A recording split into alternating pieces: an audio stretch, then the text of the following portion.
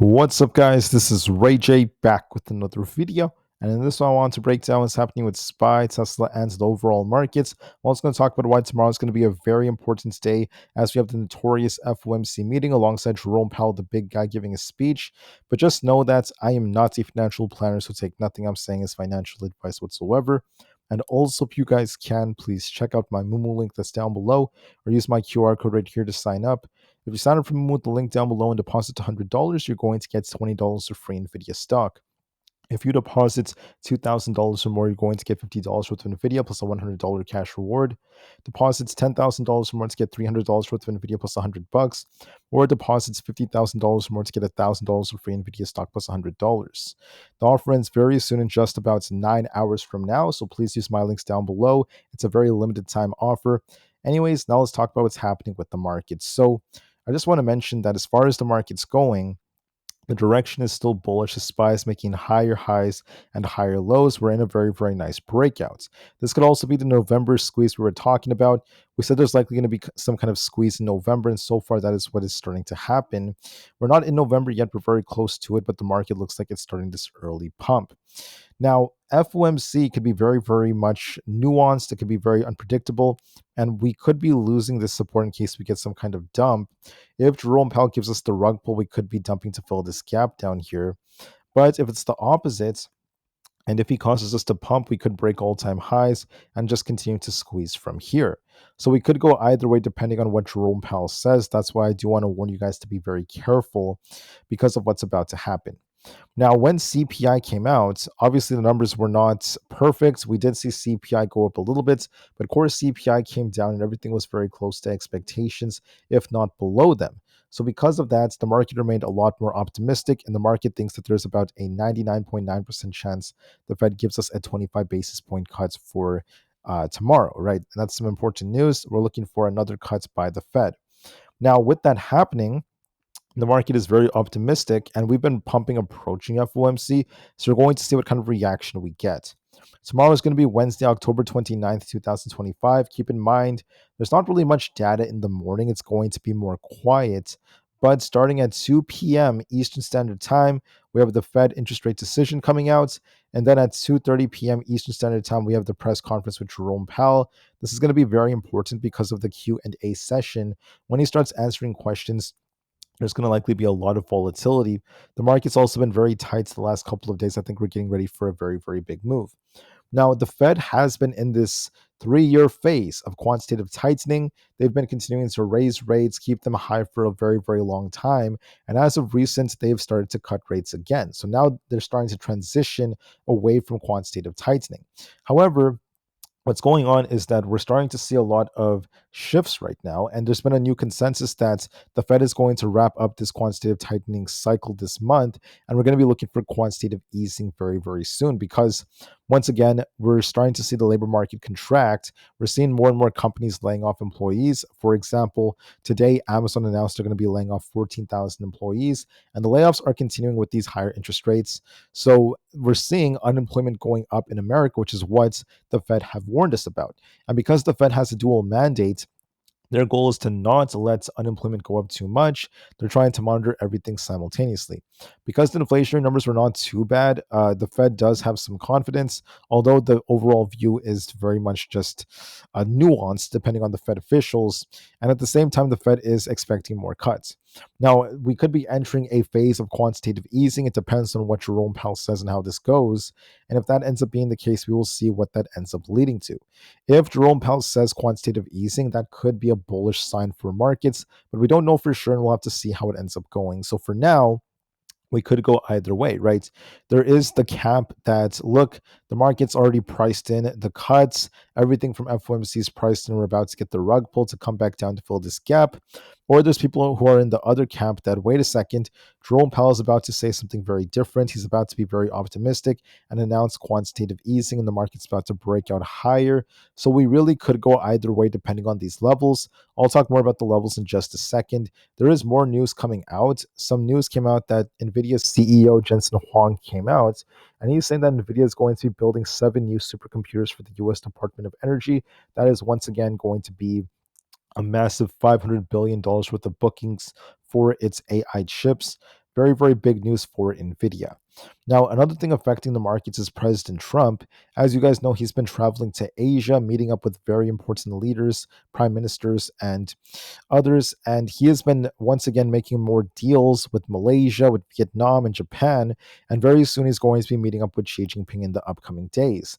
The market's very optimistic about this because President Trump could be signing a big trade deal with China, impacting hundreds of billions of dollars worth of goods.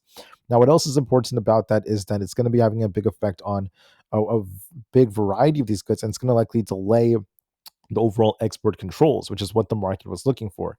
If that ends up being the case, it's very optimistic for stocks like Nvidia, semiconductors, and other stocks like that. That's part of why we're seeing stocks like Tesla, lots of big tech stocks running already. Could they be pricing what President Trump's about to announce, or is this about to cause another rally? We'll have to see about that. So those are the two biggest things right now. We have FOMC and then President Trump's meeting with Xi Jinping. And another big factor is going to be big tech earnings. So tomorrow is going to be Wednesday. In the morning, we have Boeing and Verizon announcing their earnings. And then after the market closes, we have Meta, Microsoft, and Alphabet also announcing their earnings. For Thursday, however, we have Amazon, Apple, and Coinbase also announcing their earnings. So be ready for that. That's going to be very key for how we end up moving. When it comes to SoFi and PayPal, I just want to say that they just announced their earnings. SoFi is doing relatively well. They ended up beating expectations, and their overall forecasts did end up going up again. That's some bullish news for them. That's why the share price did well. And then for PayPal, the share price is doing very well because we saw them increase their guidance, good growth, and nice beats so far. The overall market still has fear that is present, but we're getting closer to being more neutral.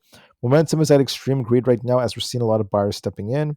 I also think that the put to call option ratio is dropping as we're seeing more puts being closed, which is part of why the market is pumping, because this is once again causing delta hedging. And we're seeing hedging with institutions buying up shares. That's part of why the market's pumping. And then the VIX is also dipping right now. So we're going to see if the VIX could base, how that really affects things. Will the market get some kind of rug pull with Jerome Powell? Do we continue to pump? As of right now, from a technical standpoint, we look bullish. Okay, we look bullish. We had this low here. We're continuing to make higher highs and higher lows, and there's no sign of a major rejection yet as we continue to break out. If we see FOMC tomorrow, so we first have the rate decision, where the market might see some consolidation in the morning. We might push a bit and consolidate, and then when the rates decision comes out at 2 o'clock p.m., this might cause like some kind of pop and drop, as I think that's mostly priced in. And then what's going to matter is going to be at 2:30 p.m. when we have the press conference with Jerome Powell's speech. If Jerome Powell is very dovish and he says things the market likes to hear, like quantitative easing, that could help SPY breakouts to like 690, and we could be looking for new all-time highs again. But if Jerome Powell starts saying things like, once again, we have to see what the data tells us, we have to be very patient. Inflation did go up, and the Fed has to be very, very cautious, and he does not really talk a whole lot about quantitative easing. I think that there is a risk of us turning down. And in case we end up losing 685, there's going to be a risk of us dipping to 682 if that's the case. And then if 682 fails us, there's this giant gap to fill. So if Jerome Powell gives us the rug pull, we could return to fill this gap. Okay. So there's a bullish case. If we break and hold above 688, we're more bullish. But if we lose 685, there's a risk of 682, then this rug pull right back down. But here's the thing. I think that within a month or two, SPY will easily be way up here, $700+ a share. We're going to be up here. So if Jerome Powell gives us the rug pull and we start dumping back down to like 676 to fill the gap, or we fill both gaps into the low 670s, that's a buying opportunity for the big squeeze, the big rally to be coming back up towards the 700s, right? That's going to be a very, very big buying opportunity. However, at the same time, we could even just go straight up to 700 from here, and then we could be filling these gaps in a later date. So there could be another potential shorting opportunity in case that ends up failing, right? So those are kind of like different ways to sort of look at this. We could go either way, but technically speaking, we do look a bit more bullish. We do favor upside on the charts, but it depends on what Jerome Powell says, if he talks about quantitative easing or not. So we're going to likely see some upside and consolidation tomorrow morning. And then Jerome Powell will either launch this to new highs or give us the big rug pull to dip back down. So far, we're favoring a nice breakout, and I think we're looking more bullish. So keep that in mind for SPY. For other tickers out there like the QQQ, okay, It's the same setup. It looks very bullish right now. So we're still bullish from a technical standpoint, meaning that we're making higher highs, higher lows, higher highs, higher lows. We're still breaking out higher. Now, if Jerome Powell gives us the rug pull, just hypothetically, you first want to see us lose 630. If 630 does not hold, there's going to be a risk of us returning to 625. If that does not hold as well, there's this gap that would take us back down towards like 617 for the rug pull. But if we don't lose 630, if we actually hold above 630 and start pushing for 635 and break it, we're looking for new highs. So far, we're holding up nicely and we're making higher lows, so we're favoring the upwards direction for 635. And the odds will favor once again that this might be breaking to new all-time highs. So I think that the QQQ is looking more bullish, and there's a good chance that we try to go even higher, at least in my personal opinion. Now, it depends on what Jerome Powell says. Will he give us this big rug pull to fill the gap, or do we just continue to rally? Either way, I do think that this could easily push closer to like 650 by the year end. And there is a lot of opportunity to start pushing back up towards these targets. But if we get the rug pull, that could be another potential buying opportunity for this market to continue to rally back up like that, right? And if we don't get the rug pull, we could just continue to rally from here to try to get up to this target. And then we could be making an opposite move. It could be a blow off top, kind of like forming before we end up turning back down to fill some of these gaps. Either way, guys, we'll have to see what happens. We do look more bullish, technically speaking, so the odds do favor upside. But just to be safe, we will see what Jerome Powell and the Fed have to say, so be very patient. On the IWM, this is showing more weakness compared to SPY and the QQQ. If we could hold above 252, we're looking for a breakout higher. But if we lose 248, we're looking for 246.9, and eventually a bigger move back down. This is favoring some downside for now, and we're going to see if we could bounce near 246. Temporarily speaking, the technicals favor some downside, but then we'll see what Jerome Powell and the Fed cause. ES looks more bullish overall. We're continuing to make higher highs and higher lows. If we could hold above 69.50, we're looking for an attempt for 69.80. But if we end up losing around 6900 flat, we could be dipping to 68.70, and eventually this gap will back down to 68.40. For now, we're going to be favoring an attempt to go higher. That's what the trend is favoring. But it depends on Jerome Powell, so you never know if we're about to get that rug pull or not. Either way, we do look more bullish from a technical standpoint, so just keep that in mind for now. For others out there, we also happen to have NQ, which is looking a bit more bullish to me. Unless we see NQ get the rug pull and we end up losing 25,900 to dip to fill this gap. Unless that happens, we're still favoring upside for essentially 26,250. On Bitcoin, we have a double top here. We're looking for support at 112,250. If that fills us, we're dipping. If this holds, we're looking for a big bounce right back up, so we're kind of stuck for now. Tesla is also dipping a little bit, but overall the setup is looking more bullish because we have a symmetrical, not really symmetrical, but a very, very nice looking inverse head and shoulders Wyckoffean styled accumulation. Tesla could dip a little bit for 460, maybe even 455 and consolidate, but then this setup is favoring that it's going to be going back up to 480. So Tesla still looks more bullish. Now, we might dip tomorrow morning. Of course, it's very healthy to come back down after so much upside. We could retest 455 to 450, consolidate, and eventually bounce back up for 460 plus. So watch that very closely. Nvda is very bullish after the big news came out from Jensen Huang about the fact that Nvda has a big deal. We look bullish. We're going to see if 200 holds, but overall, expect this to gap up, and we're going to see if this continues. Nvidia is holding up very, very nicely after some big news came out. That could be more positive for tech. Appl needs to hold above 270 to continue to pump. If not, we could be dipping back down towards 265, and we'll see what happens. Might dip a little bit for 265 to 266, and we'll see if we bounce and break out higher. So keep that in mind. For Netflix, we look more bullish. Nice accumulation here. Could be looking for 1117 or above. Looks more bullish to me. We have a double bottom at MSTR, which could be favoring a bounce back up towards that 290 area. I think we're looking quite good. Celsius also has a double bottom here. We could be looking for 62.3 to 62.5 as our targets.